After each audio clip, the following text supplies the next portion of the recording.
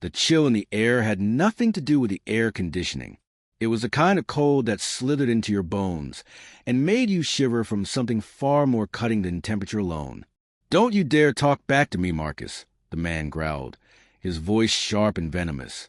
Ethan Brooks, a man in his mid-40s with the power of a clenched fist and an ego to match, stared down at the cleaner with eyes that saw only what he considered his rightful superiority. "You are nothing here. Nothing. Now clean this room until it's perfect or don't bother coming back tomorrow." "Yes, sir.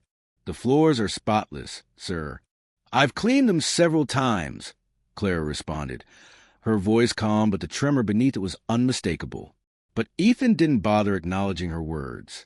Instead, he picked up a glass of ice water from the conference table, one of those thick, expensive glasses meant to impress clients, and poured its entire contents over Clara's head. The icy water drenched her dark curls, clinging to her skin and soaking to the thin, faded uniform that clung to her slender frame.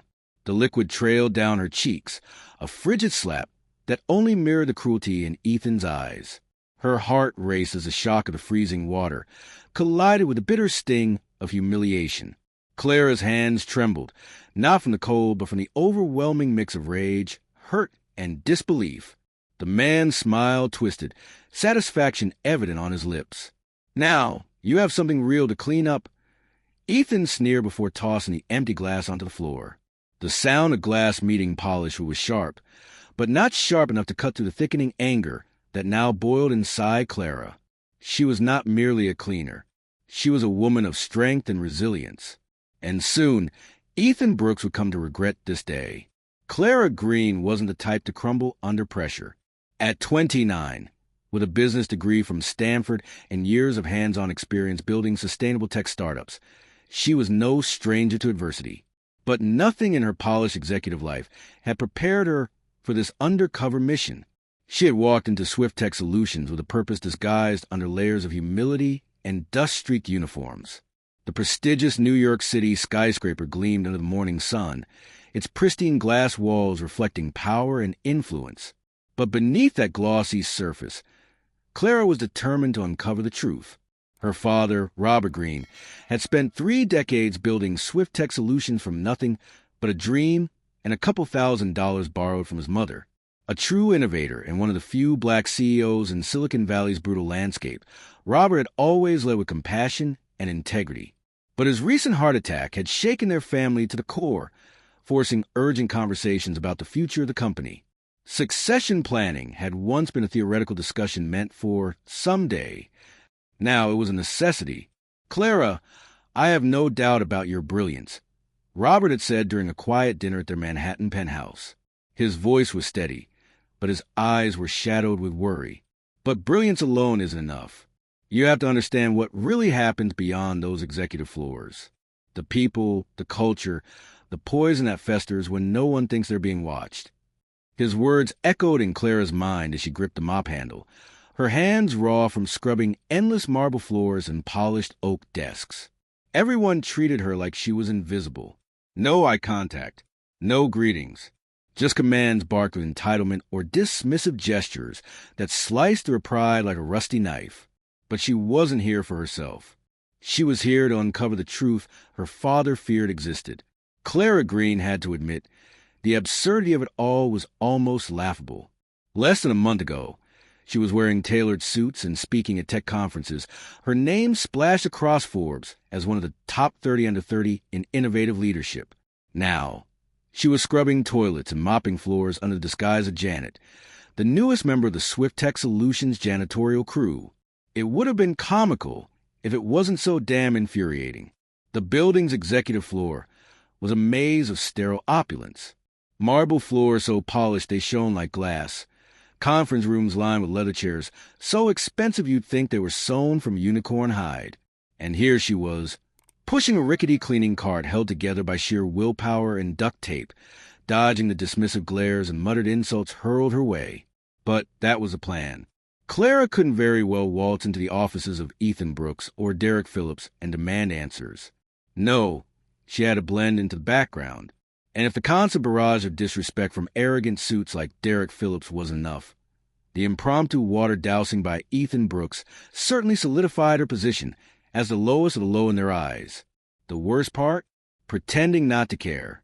Pretending the mocking jabs about her appearance or the condescending orders barked in her direction didn't get under her skin. Oh, but they did.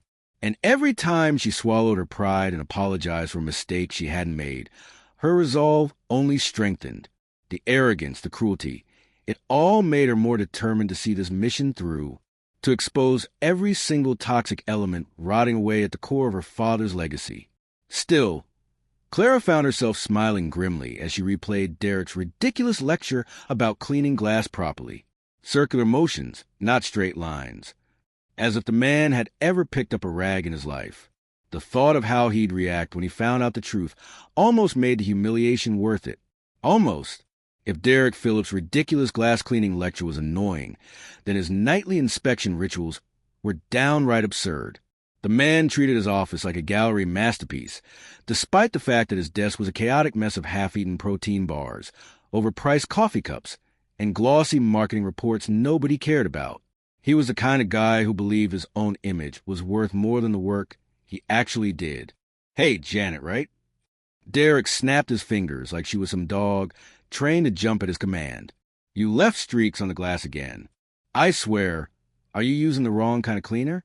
It's supposed to shine, not look like someone threw a bottle of cheap vodka at it. Clara kept her expression neutral, though the urge to throw something back at him, preferably his own smugness, was almost overwhelming. Yes, sir. I'll fix it right away, she replied with the practiced politeness that had become her armor. It wasn't just Derek, though. Ethan Brooks had made it his personal mission to make her life hell. Every time Clara saw him stalking down the hall, she braced herself for some new display of cruelty, whether it was tossing trash on the freshly mopped floor or pretending not to hear her polite greetings. He thrived on making her feel small. And then there was Karen Mitchell, the HR director whose concern for employee welfare was about as genuine as plastic jewelry at a flea market. The woman's attempt to brush off Clara's complaints with a fake smile and thinly veiled condescension only proved what Clara had suspected all along. Nobody in power actually cared about the people beneath them. Still, Clara kept at it. Night after night, she moved like a ghost through the glittering office halls, documenting every slight, every insult, every shameless abuse of power. If they wanted to treat her like a nobody, then she'd use their arrogance against them.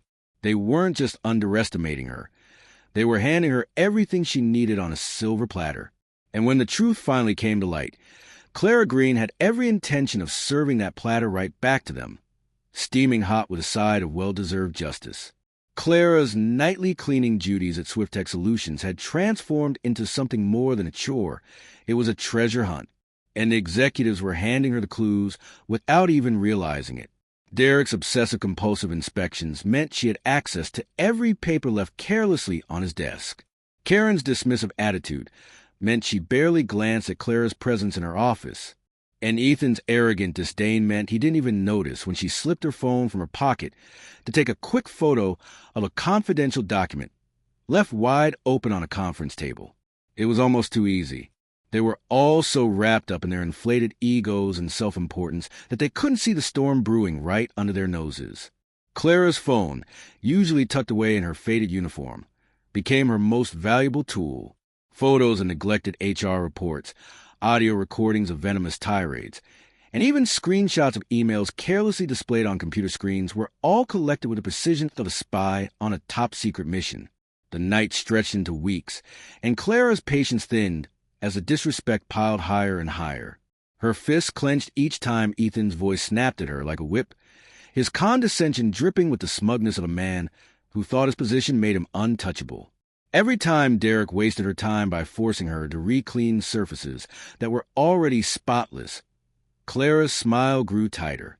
But she held it together, her determination only sharpening with each degrading comment and petty act of power. The best part was they were so focused on trying to break her spirit that they didn't notice what she was building right under their noses. Every insult, every order barked her way, every smirk shot in her direction, all of it was being carefully documented, piece by piece, building the case that would turn the tables once and for all. And when it was finally time for Clara to reveal her hand, she intended to watch their arrogance crumble faster than Derek's ridiculous glass cleaning standards. The more Clara dug, the uglier the truth became. SwiftTech Solutions wasn't just rotten at the executive level. The infection of arrogance and cruelty had spread through the entire corporate hierarchy. And if Ethan Brooks and Derek Phillips were the arrogant heads of the beast, then Karen Mitchell was a smiling mask covering its true face. Reporting Ethan's water-dousing incident to HR had been a predictable joke. Karen's concerned expression was so exaggerated. Clara wondered if the woman had practiced it in the mirror every morning. "Oh, dear Janet, we take all complaints very seriously here at SwiftTech. I'll look into this matter right away." "Sure, Karen. Right after you finish your overpriced green juice and scroll through vacation photos on your phone." The only thing Karen Mitchell took seriously was making sure her own cushy position remained untouched. Every time Clara saw her sweeping through the office halls with her fake-friendly smile and polished pastel suits, it was like watching a step-forward wife on a corporate power trip. But even Karen's negligence had its usefulness. Her incompetence allowed Clara to easily slip into the HR files stored on computers left conveniently unlocked during lunch breaks. And what Clara found there only solidified her fury. Complaint after complaint, detailing mistreatment, harassment, and unfair practices. All of them neatly filed away and conveniently ignored.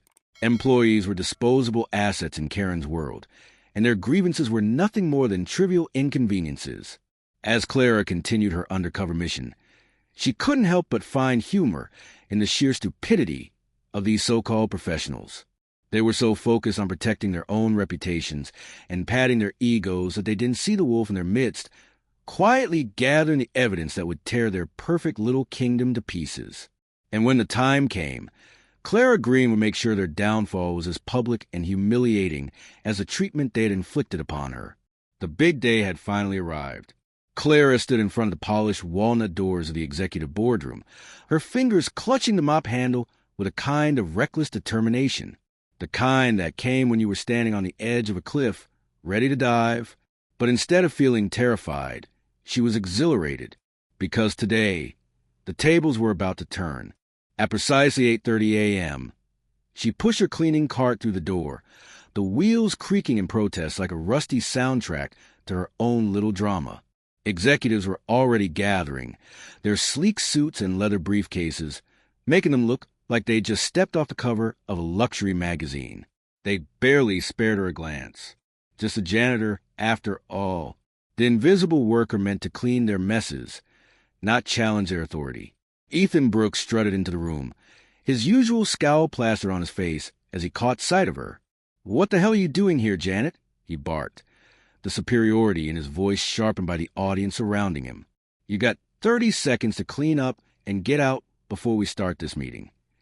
Clara bit back a smirk. Oh, he was going to regret those words. But not yet. She needed him to dig his own grave a little deeper. "Yes, sir." "Right away, sir," she replied, her voice dripping with fake obedience as she busied herself with dusting the already spotless table. By 9 a.m., the boardroom was full. The air was thick with tension and coffee-scented arrogance. Clara stepped back from the table, her posture straightening, her eyes sharpening with a gleam that had nothing to do with her supposed cleaning duties. She placed the mop carefully against the wall and let her gaze sweep the room. Every smug face, every dismissive expression, every person who had looked down on her with condescension and scorn. Today, she would shatter their illusions with the same cold efficiency they had used to shatter the dignity of countless employees. "Well, ladies and gentlemen," Clara began, her voice calm and cutting, "allow me to introduce myself properly." The silence that followed was so thick Clara could almost taste the panic brewing in the air.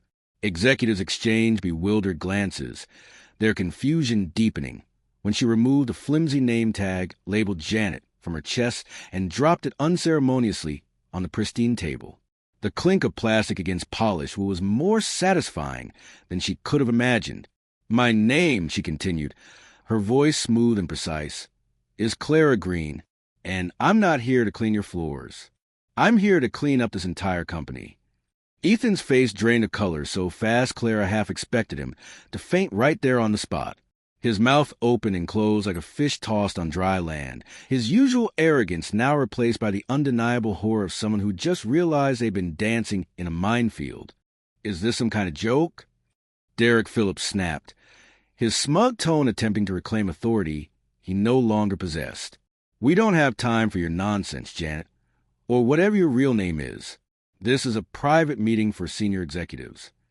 Funny you should mention that, Clara replied, flashing a smile that was anything but friendly, because as of last night, my father, Robert Green, officially stepped down as CEO of SwiftTech Solutions, and as his rightful successor, I'm here to address a few discrepancies within the company's operations. Her words were like a bomb dropping in slow motion. Panic rippled through the room. Derek looked like he'd swallowed a lemon whole, while Karen's painted-on smile melted into a horrified gape. Ethan's face twisted between fury and fear, the realization of his own vulnerability settling in like a physical weight on his shoulders. Over the past month, I've been gathering evidence of workplace abuse, discrimination, and corruption. Clara folded her arms, her eyes blazing with satisfaction as she spoke. And believe me, the findings are staggering. I've got documentation, recordings, and video proof of just how deep this rot has spread, starting with you, Mr. Brooks. The look of sheer terror on Ethan's face was priceless. But Clara was far from done. This was only the beginning. Clara's eyes swept the room, her gaze as sharp as broken glass. The truth was laid bare, and there was no taking it back. I've seen the kind of culture you've built here, she continued, her voice calm but laced with disappointment. A culture where power is abused, where employees are treated as disposable tools rather than valuable human beings, where fear and cruelty have replaced respect and dignity. She could see the guilt flicker across the faces of a few executives. For others, like Derek and Ethan, there was only shock and desperate calculation. But Clara wasn't here to lecture them into submission. She was here to show them that consequences were real, even for the untouchables. Leadership isn't about holding power over others, Clara went on, her tone firm. It's about guiding them, lifting them up, and making sure the foundations of your company are built on integrity, not intimidation. My father taught me that true success is measured by the people you inspire, not the people you trample over to get ahead. Ethan's arrogance crumbled, his face pale as a ghost. Derek's mouth moved soundlessly, his panic all too obvious. Karen shrank into her chair, her fingers gripping the arms like they were the only thing keeping her from sinking into the floor. I didn't come here to play games or take petty revenge, Clara declared. I came here to make things right, to clean up the mess you've created and rebuild this company into something worth being proud of. And it starts with getting rid of the toxicity you've allowed to flourish unchecked. As Clara spoke, the other board members began to shift uncomfortably, clearly rethinking their own roles in the corruption she had uncovered. Her words weren't just a condemnation. They were a challenge to rise above their complacency and start acting like true leaders. But Clara wasn't naive. She knew not everyone in that room would rise to the occasion. Some would fight her, some would resist change, but others would see this moment for what it was. A chance to rebuild, to transform SwiftTech Solutions into something that truly reflected the values her father had founded it on. And she wasn't about to let anything stand in her way. The aftermath of Clara's revelation was nothing short of a corporate earthquake. By the end of the meeting, Ethan Brooks, Derek Phillips, and Karen Mitchell were all escorted from the building, their careers shattered by the very arrogance they had built them upon. The boardroom, once a place where power was flaunted like a luxury watch, now felt stripped down to its core, raw, exposed, and painfully real. But Clara's victory was more than just removing a few bad apples. It was about rebuilding the orchard. Change doesn't come from a title or a fancy office, she addressed the remaining executives. It comes from actions, from a willingness to do what's right, even when it's inconvenient, even when it's hard. Her words hung in the air, the silence speaking louder than any applause could. Clara knew she couldn't rebuild SwiftTech Solutions alone. Real change required commitment from everyone in that room. And some of them looked genuinely moved, their eyes no longer clouded by greed or complacency, but by a newly awakened sense of responsibility. Her father's words echoed in her mind, his voice a reminder of what true leadership meant. You can't lead what you don't understand. And Clara understood now, not just the polished perfection of executive meetings and profit reports, but the grit, the exhaustion, the quiet pain of the employees who kept the company running day after day.